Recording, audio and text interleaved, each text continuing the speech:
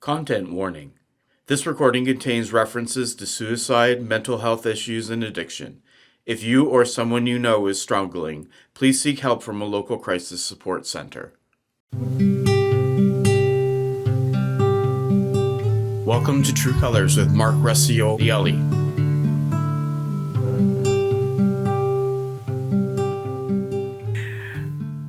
Hi, and welcome to True Colors. I'm Mark Reciolielli. Thank you for joining us. Today, I am honored and privileged to be sitting with my friend James. James Agesen is an award-winning artist and Canadian Forces and First Responding veteran who has been creating art since his recovery journey began.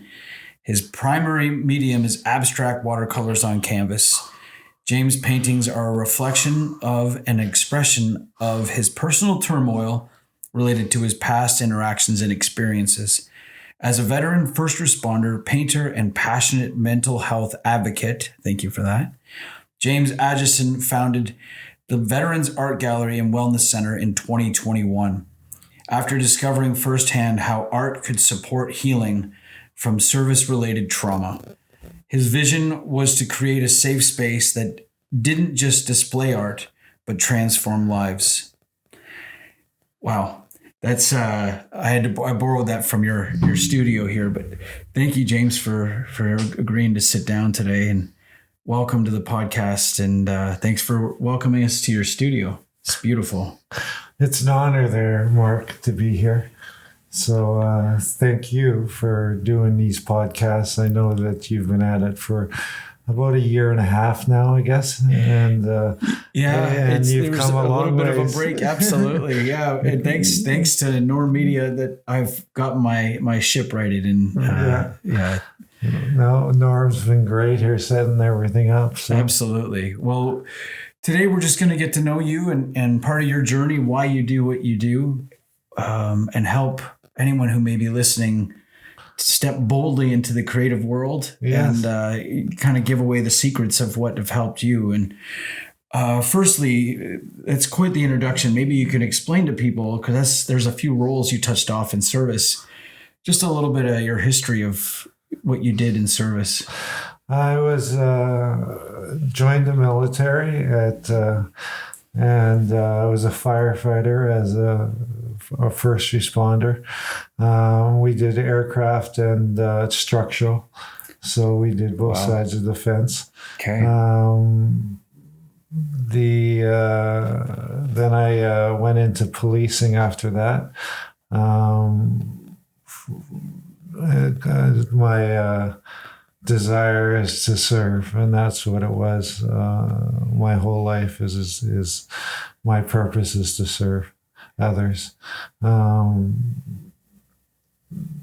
then I retired, and in 2022 and 2021, I was a mess. I'm a recovering alcoholic. I've been clean for 5 years now. Amazing. Yeah. And one of the things that turned me around was the art. I went to an art class, and the instructor there was Steve Tracy, who is an Emmy Award-winning artist. Mm-hmm. He used to work for Paramount Pictures as an artist as well. And very talented. Very talented. And when I did my painting that night, he was attracted to it and wanted me to come over to his house and see his work. And I didn't know Steve at all. I didn't know anybody in the art world at that time, to be honest. And so I went over, and eventually Steve started mentoring me and counseling me. And I started to come out of my cloud, and I became clean and started the Veterans Art Initiative because it was helping me so much. I wanted to give back with the same response that I was getting. Mm-hmm. And I'm going to share quickly how you and I met. I was at a meeting. This is because I just hit my 3 years of without any alcohol myself. And it was a meeting where it was a Tuesday night and I didn't know anyone. And I came up and I went to go sit, and being the guy you were, you pulled the seat out for me. And it scared me. And I said, okay, careful, brother. I have PTSD. I'm a bit anxious. And you said, so do I. Have a seat. My name's James. And that's how we introduced each other. And it was the next night that you ended up giving a testimony. As if people aren't aware, that's a real gift to our community by when we share our stories, because we can help each other through what the world would call past resentments. They call it guilt and shame, as we call it. It's just kind of giving it to God and letting it out. And Yes. Watching you speak that night, just going through some of the dark past you've healed from, and the respect I had for you amongst the room too. You could hear a pin drop that night. It was quite powerful to watch you. And I think you had 2 years or so then. Yeah, at that point, yeah. But that's a beautiful gift, because not only was I watching someone who's gone a road of sobriety ahead of me, someone who also understands what PTSD does to us. Yeah. And it's something that we carry. And I have one of your prints up in my house that says just that: we carry on in spite. And we carry it. We don't, it doesn't define us. And I think that's something that I truly am thankful for you, James, and what you're doing. Because when we paint, we're not always talking about things. Sometimes, like you say, the paint is speaking for us. And I just wanted to check back on, from when you had that career full of many different services, when did you finally accept or get the help? Was there a bottom, or was there some pivotal event in your life that said, I'm a little overwhelmed. I can't do this on my own? Yeah, I was going to commit suicide, and I got so loaded I didn't. And the next morning I woke up and checked, first of all, that I hadn't used the gun on anything, Right. And then I called the police and asked them to remove all my weapons, which they did. They came down, London police, removed all my weapons. And then I called AA helpline. And, Wow. My journey started from there. So that was August 1st, 5 years ago. That's amazing. Yeah. Because I could do math, I would tell you. Yeah. No, that's right. That's amazing, right? So it's probably the end of the pandemic or towards the end of it. And the world would teach us to say we shouldn't talk about the things we think about, the dark things. And that's something I think you and I both agree that's changed our lives. Yeah. The ability to speak about them frees us from carrying them. You can help people by sharing part of your story. And I thank you for sharing that. There's been several people on this show that have talked openly about their journey, and whether they're a psychologist or they're a retired police, they don't carry that shame and guilt anymore. And they have the ability to recognize they've been given a new life and a new chance.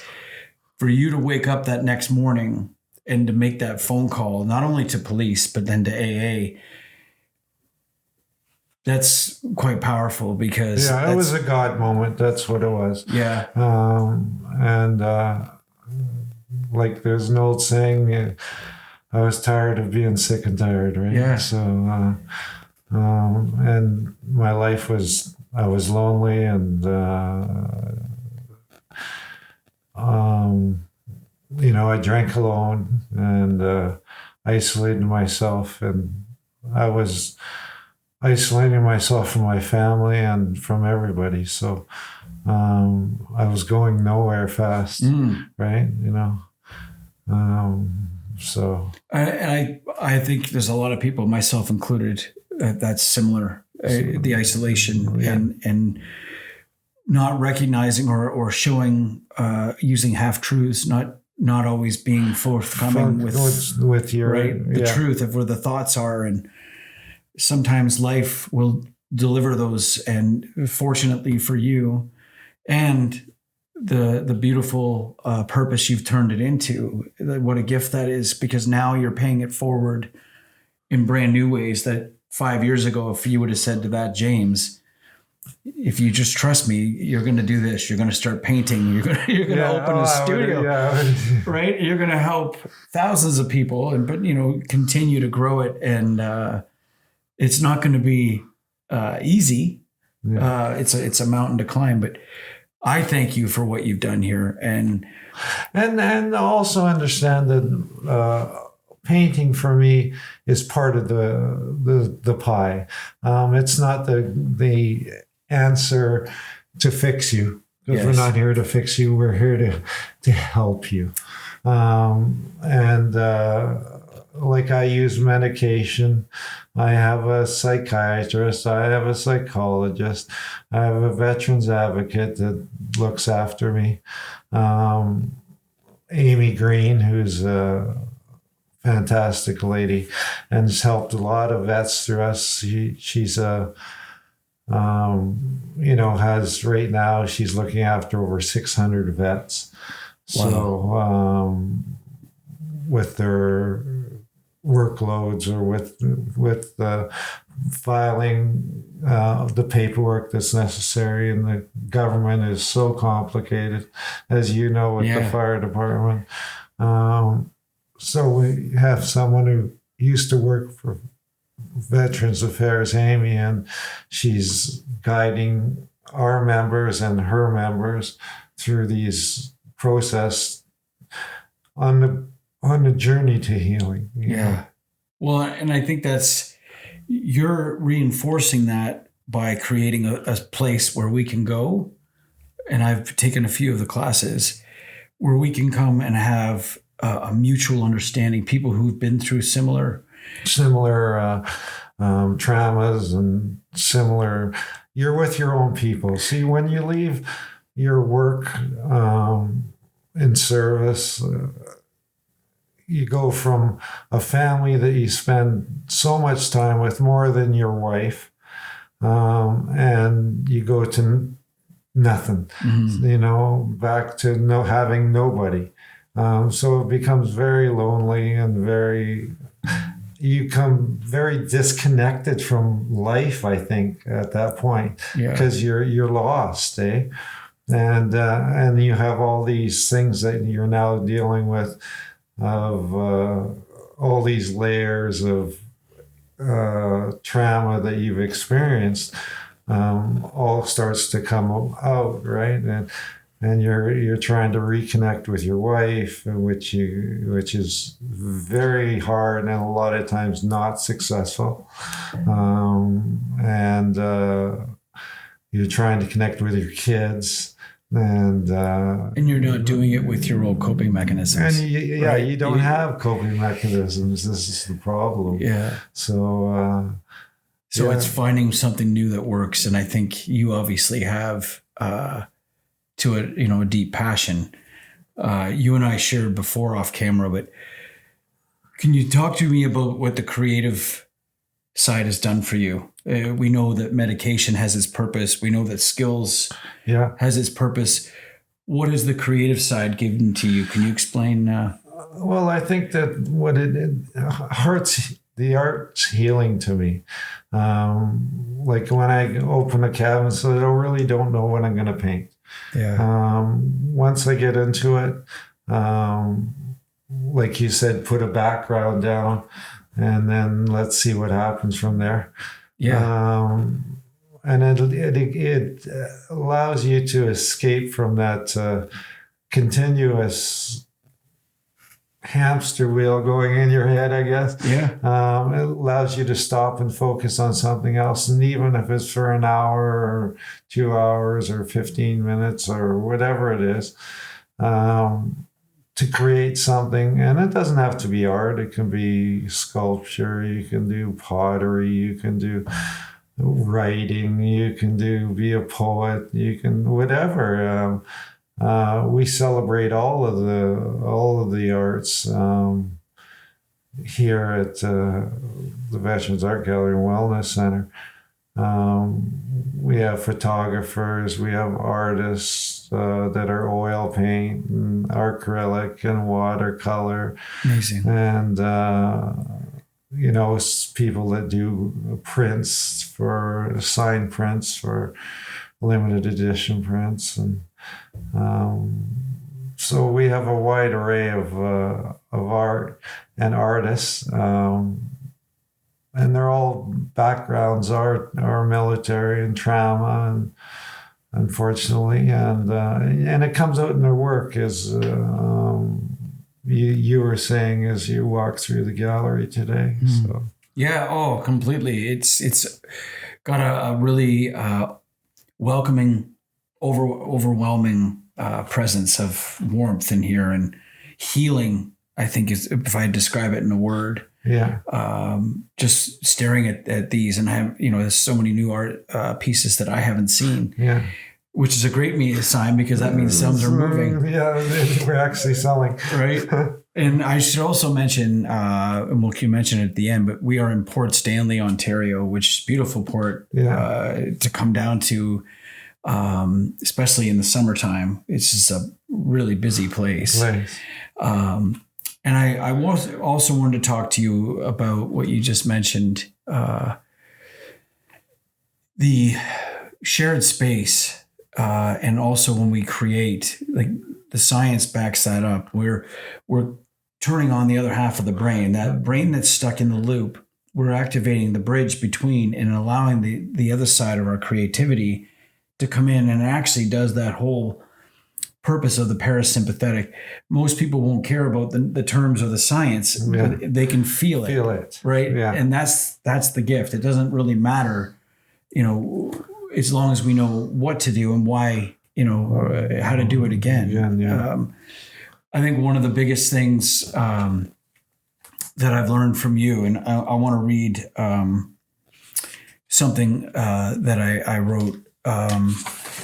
It's failure is the opportunity to begin again, because, I think that was the biggest fear I had coming in here. I was looking at your work. I was looking at Steve's. I was looking at Jake. I was looking at the walls and worried about trying to make it look like one of these rather than starting. And it was like, if you mess up, you paint over it. Yeah. Right? That's why there's more paint. Right? And maybe that becomes part of the painting. And so I fell into abstracts, like I know you like, because of that, because it's perfectly imperfect. Yeah, perfectly imperfect. Right. So I think that was the biggest thing that I learned and continue to paint for that reason. Just those dates where I feel like I'm stuck.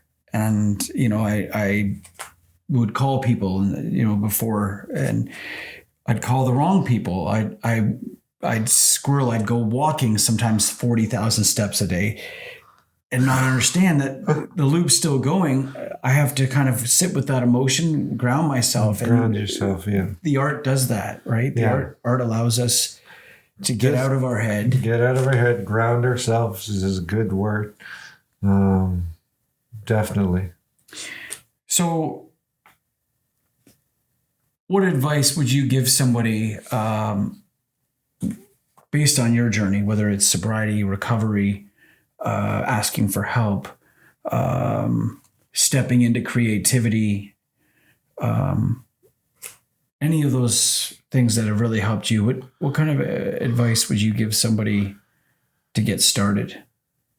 Well, I think the first thing you want to do is give us a call and let's have a chat and let's get you set up for a class, or we can arrange you to be involved with a peer group where we have a program that we're starting with neurofeedback, which is going to be offered for free to the veterans and first responders.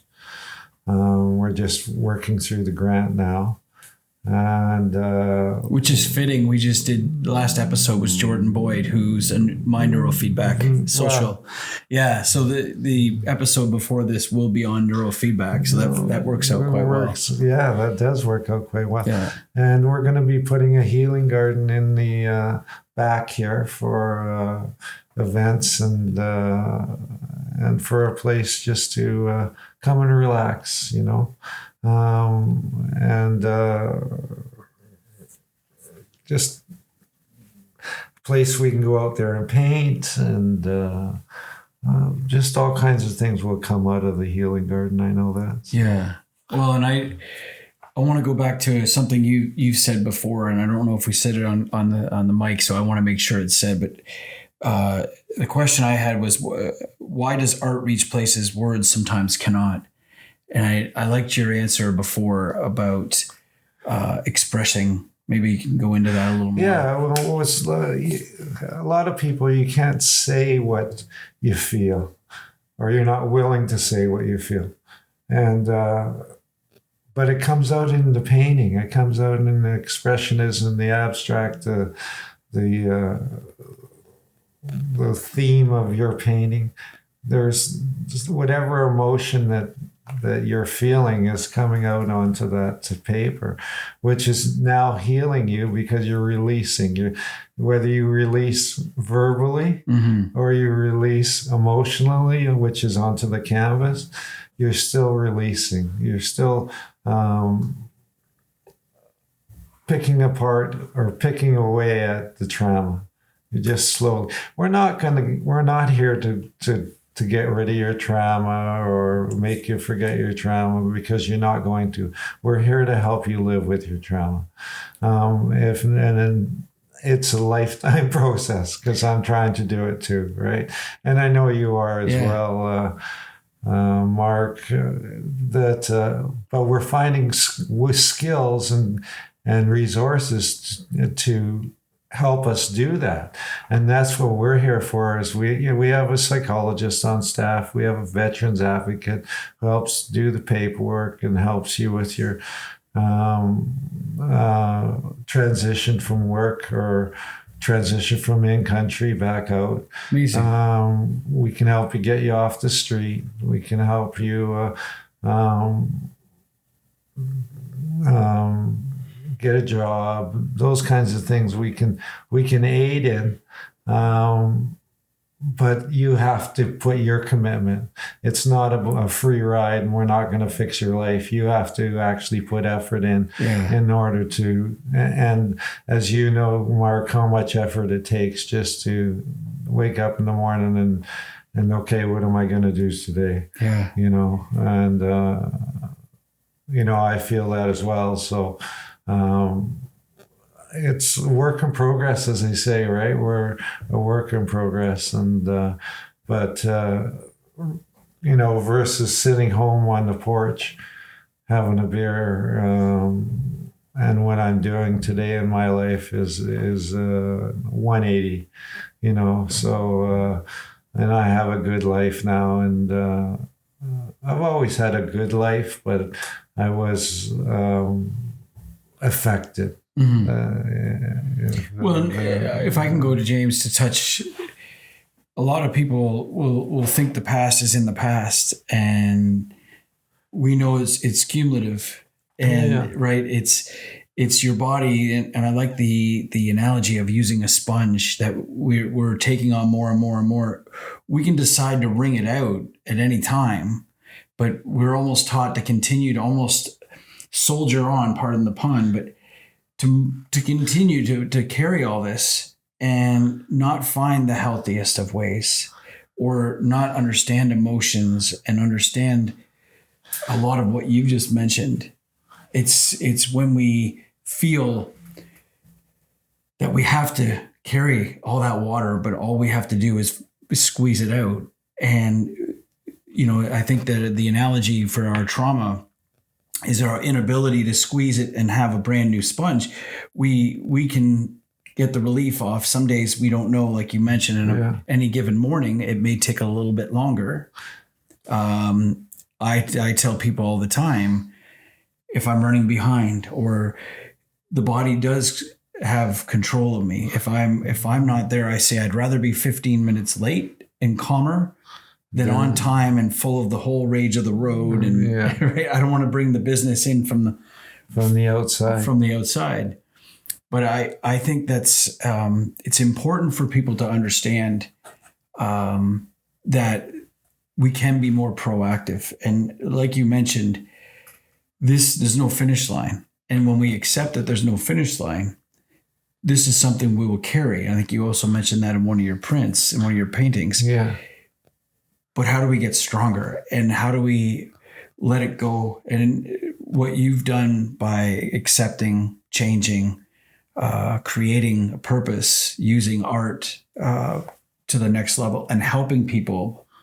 Yeah, it's helped me, and I wanted to pass that on and have a purpose. Yeah. You know, that was one of the big things is we have to refine our purpose, especially leaving our careers and whether we're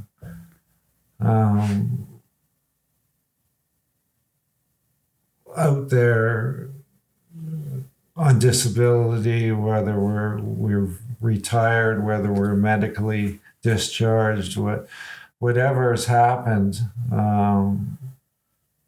there has to be like you said, a starting point, right, where they have to take responsibility and say, okay, I don't want to live this way anymore.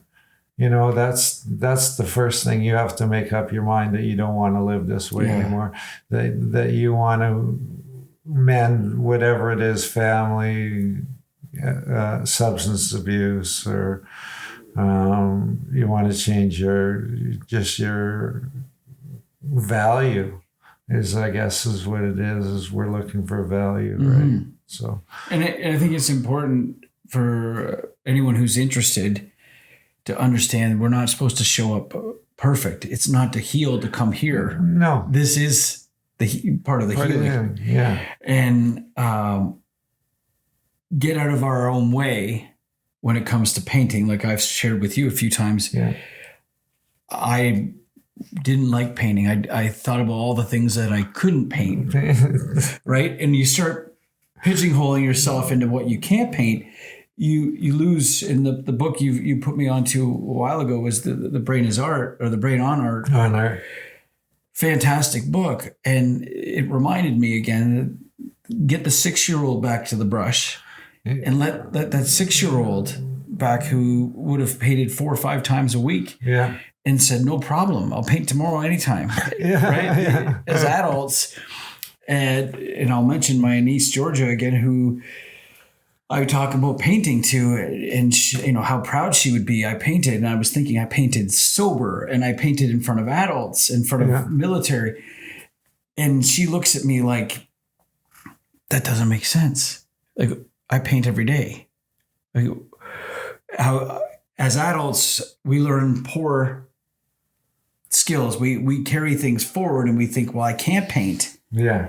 You're not trying to paint, and that's something I just needed to be okay putting something there, and then something else, and then continuing to learn from myself. Where our former self is the greatest teacher, right? You became a better painter by staring at your work and making it better.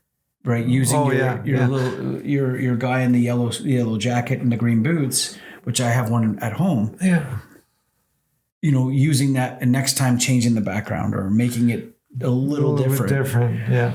And I think that's part of the fun, is allowing ourselves to play. Yeah. You know,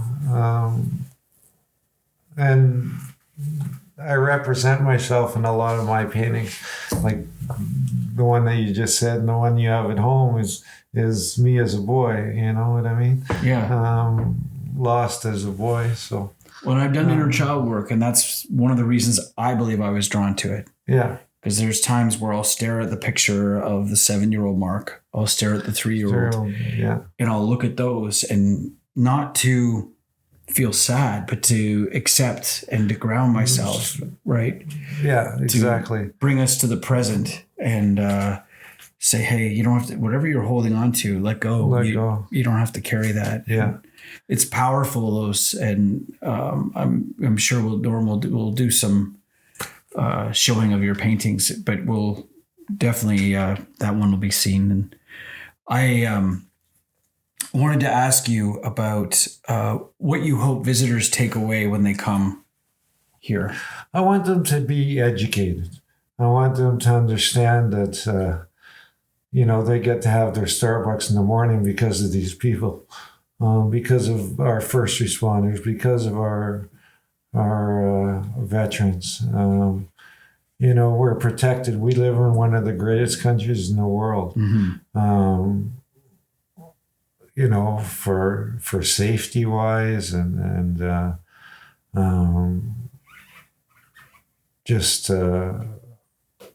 it's just a great country, mm-hmm. But it can be forgotten. I've mentioned that in a video that we have to remember that who we are as Canada. Yeah. And continue to be Canadians, teaching the younger generation how to be neighborly, teaching younger generations how to lead by example, not online posts, not microphones, but action. Action. Right. We step 12. We in service we understand because actions it's what we thrive. Yeah. Right. That's what fills our bucket. And I think it's more onus on our generation to continue to lead that way, and making it better for the younger generation coming up, because showing them. Yeah, showing them and the sacrifices that kids made. Because, during World War II, these kids were 17, 18, 19 years old.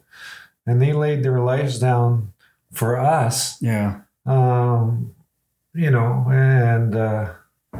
Just incredible. And now people forget, but we have a bunch of Afghanistan vets that are suffering, and all the way back to the different conflicts that we've had that people forget about, Bosnia and Somalia and Syria and those places. So. Well, and you've made a good point. I've tried to explain to people the hypervigilance, the mental preparedness that a vet goes through, first responder goes through. Wait, that kind of overriding the filters, getting the body ready. Yeah. That alone puts us into a state of stress. And we thrive in that state if there's actually a call, right? The adrenaline matches our body. But if we don't get that, say a vet that's come over and they've been on standby, there's still a massive amount of stress. And sometimes it's harder because you're not sure when and where and what's going on. Yeah, I agree with you there. Yeah. So, and then you come out of that environment and retire, or get discharged or whatever happens, and you're still hyper vigilant, very much so, and probably more so afterwards, because you start getting triggered about, whether it's a siren, whether it's driving by a call, those kinds of things that just set you off, right? So, it just... There's a quote that says, trauma is anything that overwhelms our ability to cope. And that's from the Brain is Art book. Yeah. And I think you just nailed that with that. It's that vigilance, that preparedness reinforces our central nervous system and overrides a lot of things that, if you're doing it for long periods, as I've shared before, when we scale a mountain, we have to also respect the decline. The decline, and lot of people will overlook that, thinking I've made it and I've had the view at the top. Now I've got to come down, but it's the coming down so we don't overwhelm ourselves. So we don't need vices like, drugs, alcohol. It's as we're doing the work, stuff's coming out. We've found creative outlets like you have here. We have a good partner. We have friends that we trust. We go walking. I also believe that groups like this, the social part of it's the acceptance. I belong to the PTSD group. It's got several service dogs. Yeah. And there's, quite a thing, even if we have a breakfast meeting, a lot of people will think, well, you're just meeting for breakfast. How fun is that? And they don't understand the stress, the noise of a restaurant. There's a lot of things that can come with that. Yes, yeah. And when you're sitting amongst a group, and you're sitting amongst your comrades. Yeah. So you're back in your family. Absolutely. And this is one of the things that the peer group is just a wonderful opportunity for someone to heal. Absolutely. Definitely. And so. Well, and is there anything that it's on your heart to share that I haven't touched on about the Veterans Art Gallery, anything to do with your healing? I will just encourage everybody that's a veteran or a first responder who has an interest in art, and it doesn't have to be paint. Like I said, it can be painting, it can be sculpture, it can be pottery, it can be mixed media, whatever it is. That you give us a call at 519-200-1616 and ask for me, myself, James, and we'll talk and let's see if we can help. And if we can, we will. One of the things is that also to be aware of that the gallery is publicly funded. So your support coming down and buying a painting or coming down and making a donation goes a long ways to help. We provide all the brushes and paint and canvases for the veterans and those who can't afford it. It's free. So again, just we're at 211 Main Street, Port Stanley, Ontario, and take a trip down. We're usually open, or we open every day except for Monday, from 11 till 4.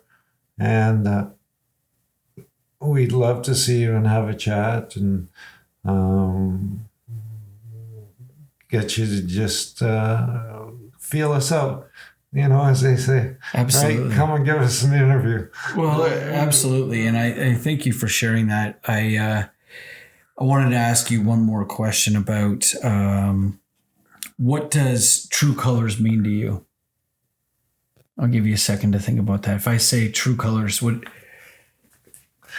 To me, it's honesty is true colors, right? And you're dealing with people who are structured, who are honest to the core. And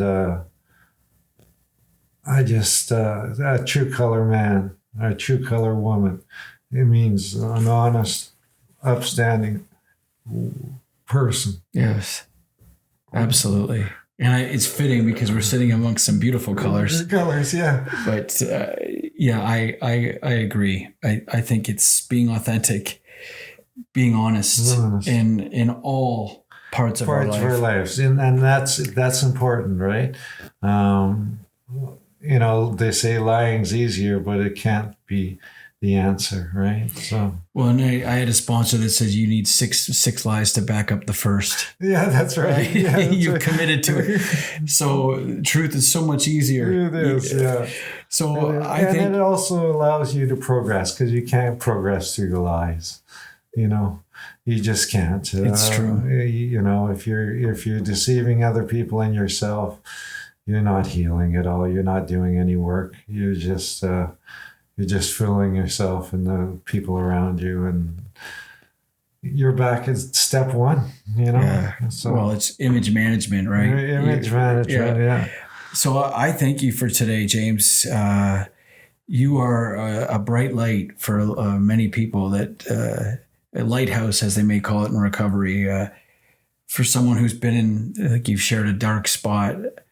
A lot of people would think, well, how does he hold his head up? How does he keep moving forward? But I think you've given us the secret there. It's you found a purpose past yourself. Yes. And continue to open your doors and work harder. It's not been... we're non-for-profit. Nobody gets paid here.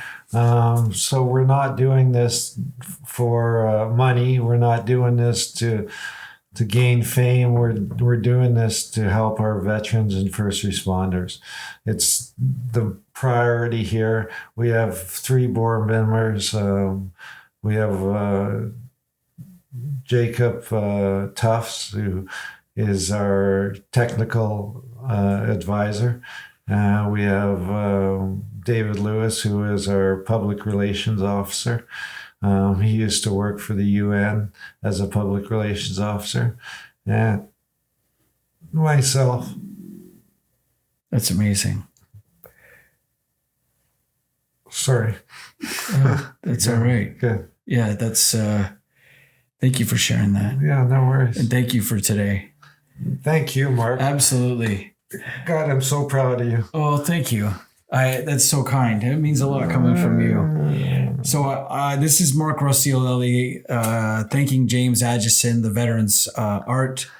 I'm going to say it.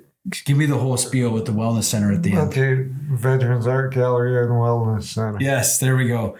Because it is. It's more than just art. It's more than just painting. It's more than classes. It's about connection. It's about inclusivity. It's about finding a new purpose. And James walks that, and he lives that, and he shares that. And I thank him for that today. And if you're struggling, like James has shared in his life, please reach out for that help. There are people there to help, and thinking about you, and God bless. Have a great day. Thanks for tuning in. You've been listening to True Colors with Mark Ruscielli. Executive production by Mr. Norm Media Productions.